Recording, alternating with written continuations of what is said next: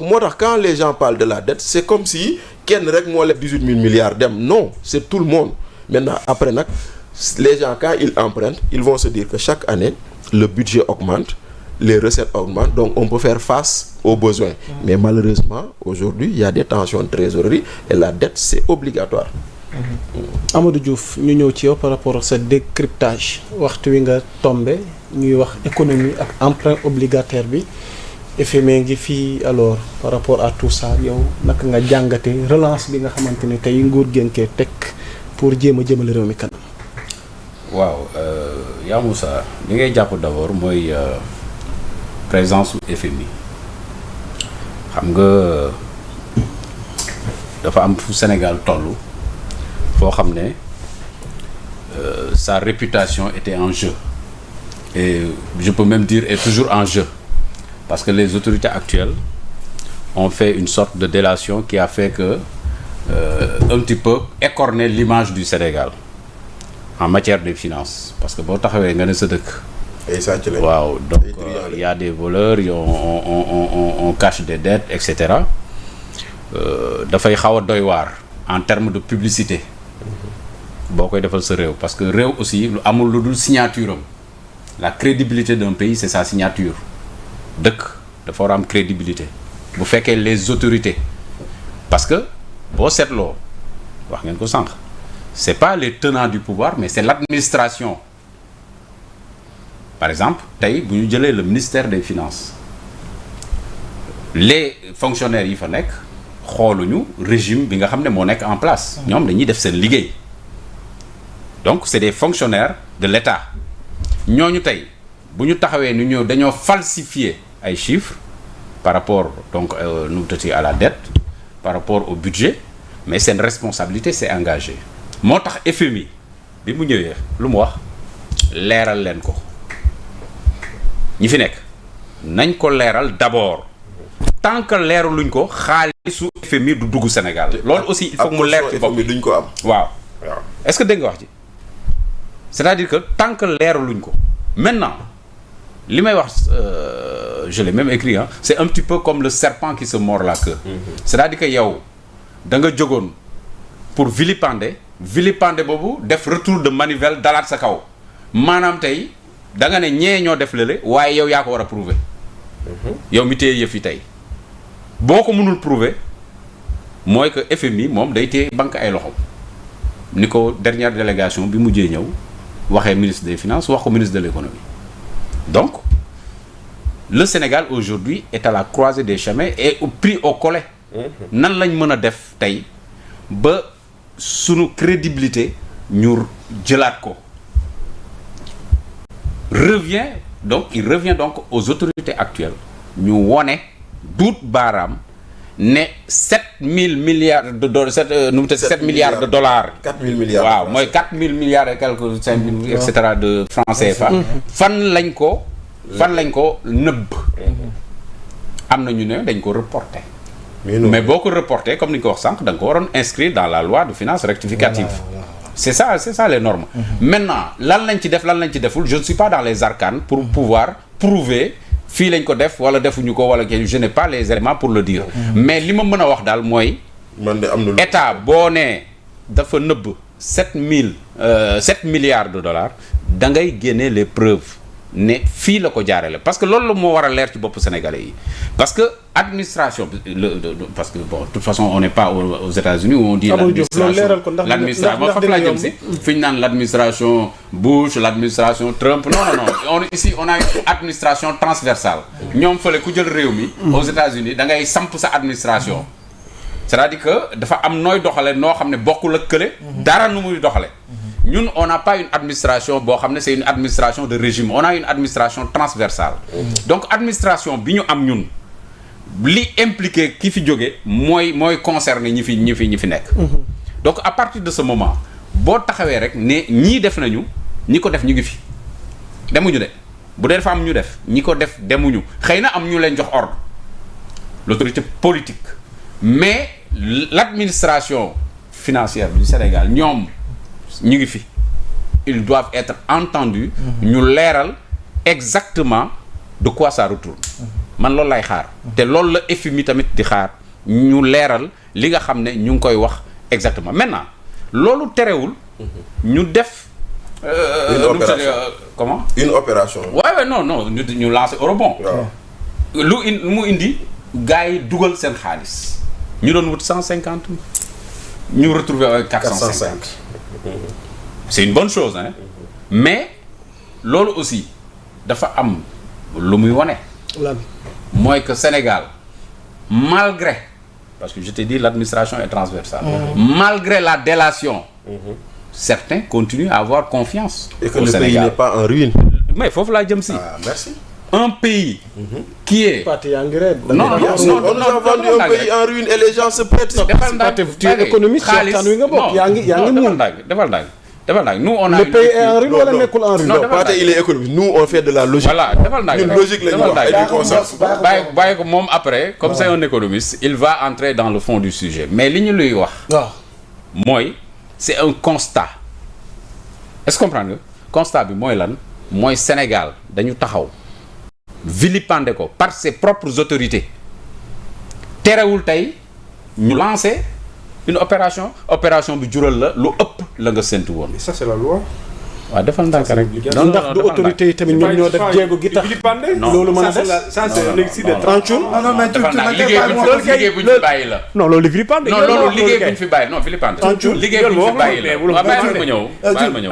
dañ ko bàyyi ma ñëw liggéey bu ñu fi bàyyi la non defal ndànk. non relance ak tamit yooyu ci waxtaan parce que li ma bëgg non mais yaa Moussa le code de transparence li nga wax waxul ñu def dialogue xam nga yéen sànq ba tey non expliqué monologue amu fi de. waaw non dialogue lañ bëgg a def sax même bu dee du monologue mais dialogue la mais problème bi du foofu problème mooy man sénégalais yi laa bëgg jaaykatu caaf bi sax affaire bi xaw a leer ci boppam emprunt obligataire. c'est important est-ce que comprendre nga emprunt obligataire la est-ce que exactement donc emprunt obligataire bi ñu def di laaj 150 milliards retrouvé wu avec 450 milliards loolu ma ne c'est une bonne chose mais dafay wone ne yow jéego yi nga tegoon teg sa réew ne c'est un pays en ruine c'est un pays boo xam ne en déliquescence terewul ay nit ñëw jël seen xaalis wóolu la. di la ko jox léegi loolu xam nga may ma rek xam nga loolu lu muy wone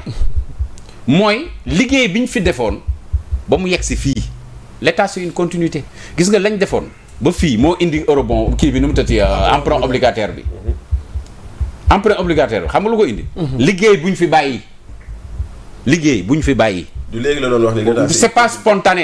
c'est pas spontané c'est-à-dire que doo yeewu rek tu réinventes la roue yegg si woo rek lancer sa emprunt obligataire ñu jox la ko rek parce que yow yaa tudd Ousmane Sonko wala yaa tudd Bassirou Diomaye Faye c'est pas vrai faut pas que ñu gëmloo Sénégalais yi ne c'est à la tête du client c'est pas à la tête du client c'est le Sénégal qui a mérité cet emprunt obligataire c'est le Sénégal qui l'a mérité et ça c'est le travail de tous les régimes successifs.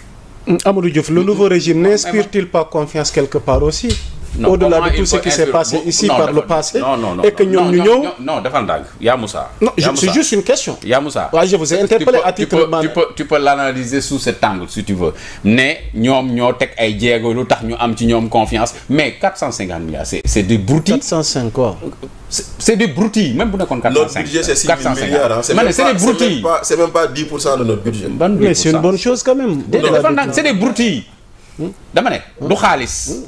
mais bu ñuy tëb sauter au plafond. pour di ko fêter. comme ku gagné coupe du monde. mais attends il faut qu'on arrête quand même. non mais dafa nag non et puis d'abord man du ma répéter li ngeen fi wax xam nga c'est pas la première fois. on sait exactement que lii yàgg na fi am Sénégal yàgg na laaj am deux.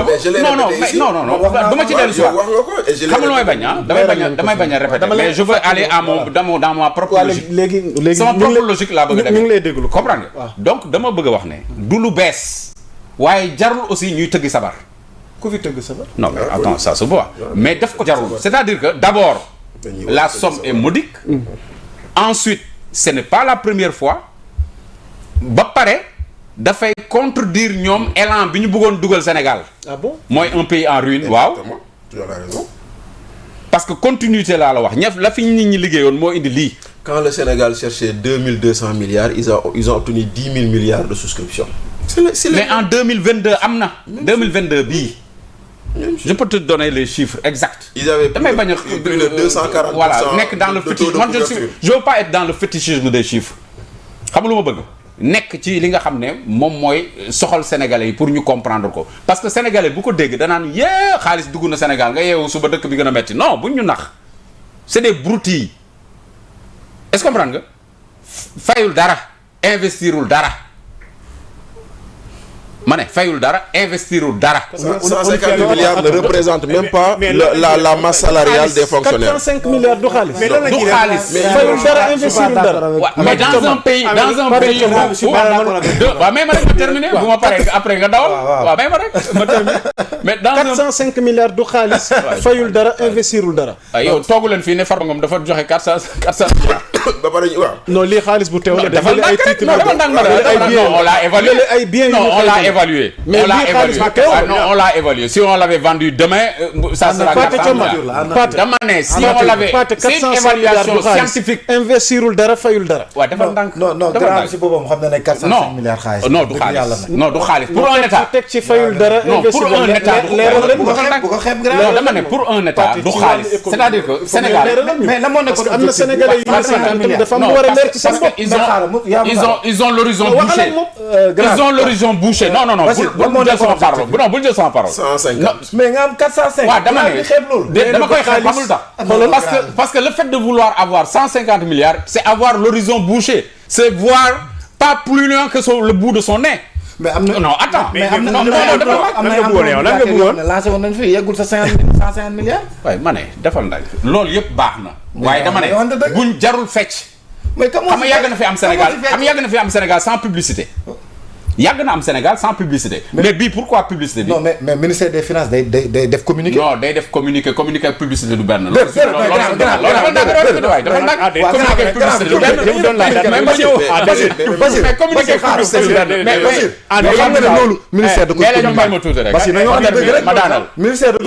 def ko ci support. mais leen ma daanal. am na ay journalistes yoo xam ne dañ koy jël génne quoi. Aujourd'hui la question qui va Yaa Moussa ce que je dis ça dérange ou pas? Non, ça dérange pas. Mais laissez-moi terminer alors si ça dérange pas. Ça dérange pas d'ailleurs. La question qui va ici mooy lan moo di ni c'est simple. L'État du Sénégal cherchait 150 milliards. Waaw. Il a eu 450. Non, n'a pas eu. Waaw. On lui propose 405 milliards. Waaw. La question est-ce que l'État va tout prendre ou est-ce que l'État va rester? Non, mais dans l'objectif ce qu'il veut prendre. Loolu mooy d'abord la première question. Dans l'objectif que État jël sax 405 yi. Waaw. Dans l'objectif comme ni ko Pape Demba waxee. Dans l'objectif sax mu jël ko. man awma ci problème par rapport dama ne 405 milliards yooyu sa problème par rapport man sama problème mooy 450 milliards jarul tëggi sabar. mais li ma wax dafa leer non mais moom yow bu ma nee tëgg sabar nga jóg yow bul fecc yow tamit toogal rek dëgg ma rek. mais Amadou dogguma la de li nga ci dolli man moo ma xaw a lënt sama bopp par exemple yemoo ci ne xeeb nga 405 milliards yi waaye nee nga duñ ci investir. non lenn moom mën naa la ko wax yàlla bàyyi ma ñëw lenn moom mën naa la ko dollil. non même ma ñëw la masse salariale de ce pays motul ëpp na 150 milliards par mois. La masse salariale des fonctionnaires c'est à peu près 250 à 300 milliards par mois. yéegalil léegi kenn du la dagg ñu bàyyi la nga daan. waaw dama ne. waaw lan nga bëgg mu leer ci emprunt obligataire. non dama ne. emprunt obligataire du lu bees. baax na est-ce que comprendre nga. surtout boo ko amee ci sa espace. avant day sànq maa ngi wax eurobond avant ngay dem wuti eurobond yi est-ce que comprendre nga. avant ngay jéggaani. di wuti li nga xam ne moom mooy ay emprunt obligataire sur le marché international. yow sa marché sous-régional. est-ce que comprendre nga war nga faa mën a lever des fonds. te loolu yàgg na am. et c'est même encouragé par la BRV. yàgg na am loolu du problème. mais man xam nga ce qui me dérange mooy bu ñu gëmloo Sénégalais yi ne xaalis boobu dugg dana régler problème yi c'est pas ça on n'en est pas là moo tax ma ne broutille la parce que problème bu Sénégal dafa dépasser largement. J'ai parlé de 18 000 milliards. Ils ont budgétisé 18 000 milliards. dama koy simplifier. Pour Sénégalais yi seetaan dama koy simplifier. Est-ce que comprendre nga je vais pas être dans le fétichisme. Sauf que vous rendez ça dama koy compliqué. déedéet je le simplifie. Pape Demba déglu rek. voilà Pape Demba nangul déglu mais dina déglu. non on a envie de comprendre mais déglu rek. déglu ma terminer après nga jël. waaw communicant la quoi. waaw d'accord c'est mon métier. voilà yaa ngi dégg dama ne sénégalais yi bu ñu leen gëmloo ne xaalis boobu bu yegsee seen parce que problème mu sénégalais yi dafa romb foofu état bi fi newoon régime bi fi newoon plutôt ba muy leb di defar ay terre di defar ay stade Abdoulaye Wade di defar ay nu mu tëti arena et cetera. BRT. yooyu yëpp mais ñu régime ñi yor régime actuel dañ ne woon baaxul. waaw c'est des investissements. dañ ne woon baaxul. non l'efficacité de l'investissement. mais cet investissement est efficace. Cet investissement est justement efficace.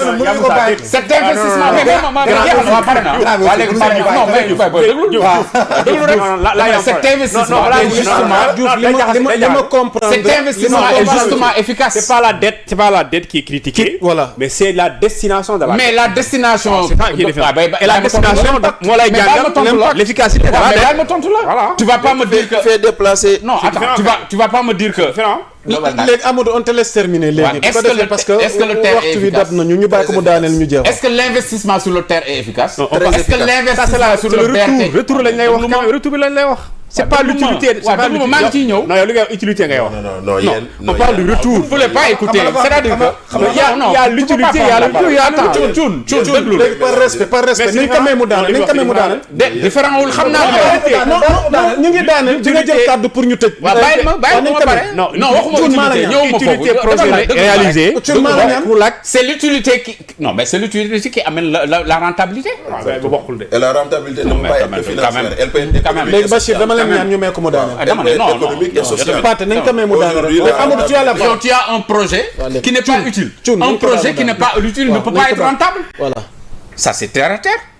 Un projet qui n'est pas utile ne peut pas être rentable. Pour que mu am rentabilité, il faut que destinataire bi gis ci boppam mën ci bénéficier wu mu am quelque utilité mu nekk un usager utiliser ko yow nga am une rentabilité et un retour financier. Amadou pour terminer lan mooy sa réserve.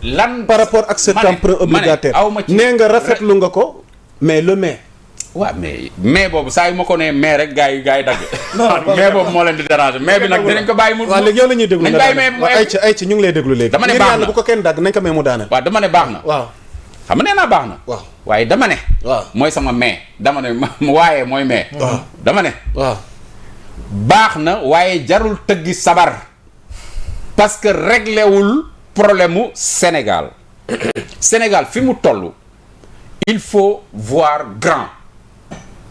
gis nga Ablaye Wade ce qui faisait son fort c'était un rêveur man je me rappelle quand Ablaye Wade parlait de rail à grand écartement mooy terre bi il disait le rail à grand écartement ou écartement standard exactement c'est les termes de Ablaye Wade Amath Dansokho feu à son âme daa di ne c'est un éléphant blanc Idrissa Seck en 2004 bañ koo dugal ci déclaration de politique générale. oui on a même. Macky Sall ñoo appliqué ko. on a même interrompu la DPG de Idrissa Seck. mais moom laa mooy baat bi dee. waaw parce que Ablaye Wade. léegi a appelé pour di lu tax samay projet waxoo ko. waaw léegi bu ñu tolloo foofu ñu am koo xam ne rêve Ablaye Wade bi réalisé na ko c'est vrai sur la base de dettes qui ont été contractées.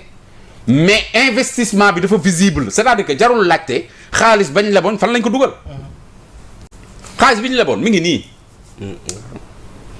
boo nee duut baaraam teer xam ne xaalis ba def nañ ko ci bu la neexee nag nga ne non pourquoi defuñu ko ca gis nga il faut pas avoir un nivellement par le bas.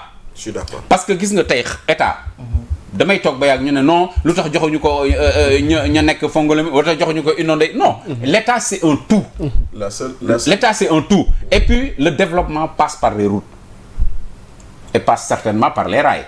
Donc état boo ko yoree nga laaj xaalis da ñuy wax nag foofu nag laa jëm nag mooy sama deuxième point de réserve bi. mooy 405 milliards yi ñu tudd. 450. waaw déedéet 405 non dama naan 405 rek parce que loolu lañ leen proposé. voilà buñ ko jëloon sax. dama ne buñ ko jëloon sax. buñ ko jëloon sax. quelle est la destination. Bon, c'est-à-dire que dañ koy def dans l'éducation. voilà dañ koy def dañ ciy fay bor. wala luñ ciy def exactement est-ce que xam nañ ko c'est-à-dire que ñoom en communiquant ils ont mal communiqué en communiquant dañu waroon wax ne ñun de 405 milliards lañ ñu proposé 150 lañ doon laaj mais on nous a proposé 405 yi bu yegsee fii ak fii lañ bëgg mu dugg pas dans les détails de fond mais au moins ñu xam secteur bi ñu koy def. jërëjëf ban secteur la jëm. mais aujourd'hui personne ne peut te dire ban secteur lañ ko fas yéene yóbbu. donc ça veut dire que aujourd'hui on a un pilotage à vue. gis nga projet. taxaw ne am naa projet. parce que ba léegi projet bi 2050 bi doxagul. PSE mooy dox non nañu wax dëgg PSE mooy dox 2050 bi doxagul. d'ailleurs bañ dajeeg FMI non attends non bañ dajeeg FMI. bañ dajeeg FMI. merci c'est fini. bañ dajeeg FMI. mais le premier ministre a proposé Ousmane Sonko ñu defaat beneen programme. il a proposé un autre programme. donc ça veut dire que. le programme am duggagul. te balaa programme am dugg. ñu leeral 7 milliards yi. jërëjëf 7 milliards. dollars 4 fan la dugg. et quelques milliards francs CFA. waaw fan la dugg ak nuñ ko nëbbee. jërëjëf man gëw ma loolu pour man c'est un dette qui a été reporté. jërëjëf nan lañ ko reporté c'est ça qui reste à savoir. c'est même pas de la dette c'est de la trésorerie. merci beaucoup Bachir. c'est de la trésorerie. Thioune. xamul tax mu doon trésorerie. léegi écoutons dama la koy may wala. may ma minute foofu xamul tax c'est de la trésorerie. c'est simple monsieur Thiombane day liggéey ak Amadou Diouf Amadou di ko fay. xam monsieur Thiombane nous sommes aujourd'hui le 12 avril il sait que le 18 avril wala le 15 avril paiement day dugg. mu dem ci boutique bi ne ko lebal ma lu ma gérer le 18 ma fay la yooyu lañ calculer ne 4000 milliards la. 7 milliards est-ce que tu sais que 7 milliards de dollars yi. boo ko yokkoon ci dette bële foo leb duñ la lebal. waaw bien sûr c'est de la trésorerie. jërë ngeen jëf. foo leb duñ la lebal. jërë ngeen jëf. Thioune c'est pas caché une dette. Thioune amoon nañ mbégte. Thioune waxtu wi dab nañu. mais kii lu mu dafa ànduma ci. xanaa loolu rek ngeen waxtaanee tey. non mais yaa tardé ñu on a fait plus d'une heure avant. non d'accord mais loolu ngeen waxtaanee. nous avons déjà 2 heures de temps. on a fait 4 sujets. on a fait 4 sujets là. on est sur le 4e. non damay laaj rek. booy ban ak ban s'il te plaît. Mansour Faye animateur damay Mansour Faye on a parlé de justice. Mansour Faye c'est pas grave. on a parlé de Abdou Nguer on a parlé de Simon. la presse que les convocations. non kii li leen. dialogue bi waxu leen ci. non li leen warlul. dialogue bi après la. ak les thèmes de référence sont pas définis kay. dialogue bi loolu dialogue ko wala grand. mais ñu dialogue bi dialogue non man samedi prochain j'ai 2 mots bu dee dialogue bi bokkoon na j'ai 2 mots sur le dialogue. bokku ci Thioune on termine waxtu bi dab nañu. donc dialogue bi c'est taillé sur mesure c'est pour Ousmane Sonko. kon dialogue bi c'est taillé sur mesure c'est pour Ousmane Sonko. mais ci Thioune looy tàggatoo. terme de référence laa lay jox man terme de référence laa lay jox. dialogue bi c'est 2 sujets. non dialogue bi solo bi ëpp solo mooy renforcer les pouvoirs du premier ministre.